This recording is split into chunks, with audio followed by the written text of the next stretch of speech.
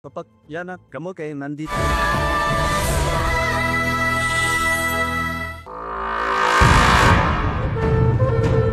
May waterfall sa Samar na hindi lang makapigil hininga ang ganda.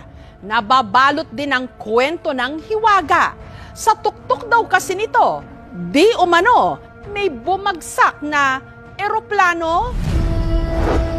Sa tuktok ng bundok na ito sa Matuginaw, Samar, natatagpuan ang pinakamataas na talon sa buong probinsya.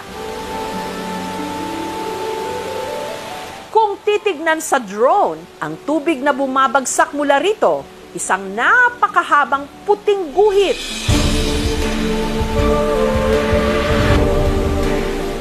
Na napapalibutan ng lunti ang bundok. Sa nakakalula nga nitong taas na 2,600 feet, ang tubig mula rito hindi na raw halos umaabot o bumabagsak sa lupa. Ito ang napakagandang Hinuplacan Falls. Hinuplacan was discovered last 2020. Ito po ay kabahagi o kaparti ng ating municipal tourist attraction. Ang pangalan ng talon may kaugnayan daw sa isang kwentong bayan na nagpapalipad sa imahinasyon ng maraming waray sa loob ng napakahabang panahon. Ang ibig sabihin kasi ng hinuplakan, binagsakan. Ayon kasi sa mga kwento-kwento, ilang dekada nang nakararaan, ang tuktok ng talon, di umano, ang siyang pinaglandingan noon ng isang nag-crash na eroplano. And according to news, the pilot is very drunk. The airplane sank on Mount Hinuplacan. Bungkag ang eroplano. Pero sa tinagal-tagal ng panahon, ang pinaniniwala ang bumagsak na eroplano sa talon hanggang ngayon, hindi pa rin daw nakikita. Kaya marami ang nangahas na akyatin ito sa pag-asang mapatunayan kung ang balitang may bumagsak sa tuktok ng Hinuplacan Falls. Totoo! Nakita nyo, nakita. Isa sa mga lumaki sa kwentong ito, si Rodney. Merong mga maratanda na nagsasabi sa amin na meron daw eroplano na bumagsak doon malapit sa area. Hanggang nitong 2020, ang Mount Hinuplacan opisyal na binuksan ng lokal na pamahalaan ng Matuginaw sa mga bisita. Kaya si Rodney, isinakatuparan na ang matagal niyang plano. So ito na ang daan, kuya? Okay. Dahil kabubukas pa lang ng bundok nung umakyat sina Rodney, ang trail napakasukal. Kaya ang kanilang hike patungo sa summit, pahirapan. Ganda ako pa to. May bahagi pa nga ng trail kung saan sila'y nadulas at napakapit na lang sa mga sanga at ugat ng puno. Matapos ang 4 na oras, sa wakas, narating ng grupo ang summit ng Mount Hinuplacan. Talagang namanga kaming lahat kasi sobrang taas talaga. Balahibo mo, titindig talaga pag andun ka sa taas. Gusto namin hanapin yung kung saan may nag-plane crash. Wala kaming nakita debris. Ang kwento ng di umano bumagsak na eroplano, pumukaw rin sa interes ng vlogger na si Arnold. Narinig ko na ito kasi may mga kaibigan ko sa Facebook na nag-share patungkol dito. Kaya inakyat niya rin ito. Si Arnold na kaya ang makakatunton sa di umano pinagbagsakan ng eroplano sa Hinuplacan Falls? Alas 8 ng umaga nung sinimulan ni Arnold ang kanyang hike.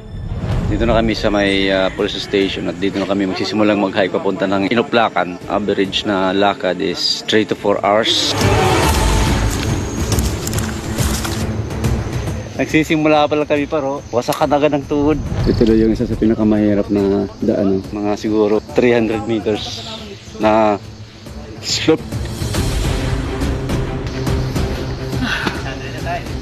Ay, hindi pa rin siya pwede sa mga beginners na walang karanasan sa pag-akyat ng bundok. May mga ugat na pwede mong hawakan na hindi ka mahuhulog. Pero mahirap pa rin. Almost 3 hours na kami naglalakad dito para sa kagubatan.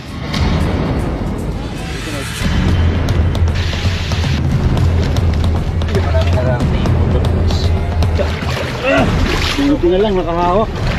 Makalipas ang halos 4 na oras,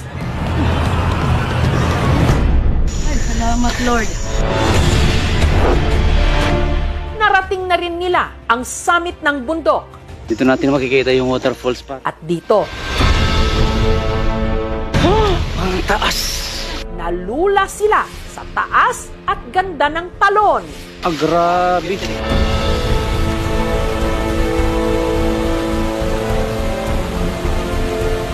Yung mga punong malalaking kahoy doon sa baba, ang liliit na nila. Nakakakaba. Pag dinungaw mo siya, talagang parang huhugutin. Alula!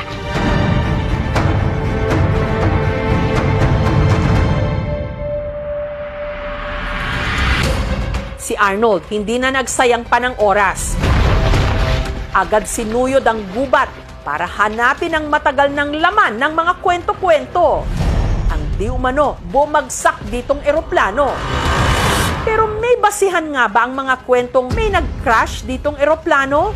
Sa pagkakaalam ko po, na may bumagsak na eroplano po. The airplane sank on Mount Sinupplacan. At may nakilala rin ang aming team na magkukumpirma raw na totoo ang plane crash sa tuktok ng Hinuplacan Falls. Sadto nga panahon, ako ang gindesignate sa namon mayor nga chief of police ang munisipyo Matuginaw. Tagikan kami upod akan pag-rescue. Fasten your seatbelt dahil ang katotohanan tungkol sa di umano bumagsak na eroplano sa Mount Hinuplacan, bubulusok na! Nakita nyo, nakita. Sa aming pagbabalik. Yung una kong reaction is, wow! Daw ng mga matatanda, no? Sa kalagitnaan ng aming pag-iimbestiga, may nakilala kaming may alam daw tungkol sa mga kwento-kwento na may bumagsak na eroplano at hindi raw ito urban legend lang o kwentong bayan. Dahil naroon daw siya mismo nung araw ng search and retrieval operation. Siya ang dating chief of police ng Matuginaw, si Lolito. Tagikan kami upod akan pag-rescue. Nagduha kami nga team, nagsiringan ko nga, aadi na, nahiagian na namon. Taong 1972 raw nung nag-take off ang isang private company plane, lula ng piloto nito. September adto, piyesta sa Kalbayog. Pag-abot dito sa eroplano sa Kalbayog, pagbalik na niya, tikad to sa dida siya na aksidente. Kung mayada nga nakakita, usala nga wings and umigo sang kahoy, amon na kalat left side. Pero ang eroplano, nasuga dito. Kaya tumama man ang bato. Pag Sinupplacan, di na kinakikita, mambinangga. Ini, lumubog. Sa kasamaang palad, ang piloto hindi na nakaligtas. Pero kung totoong may sinawing palad na eroplano doon noon, bakit wala na ang mga debris o bahagi nito? Saan po idinala ang mga debris? Ito na hindi ako maaram. Naisakay man ang helicopter ang mga kadaver.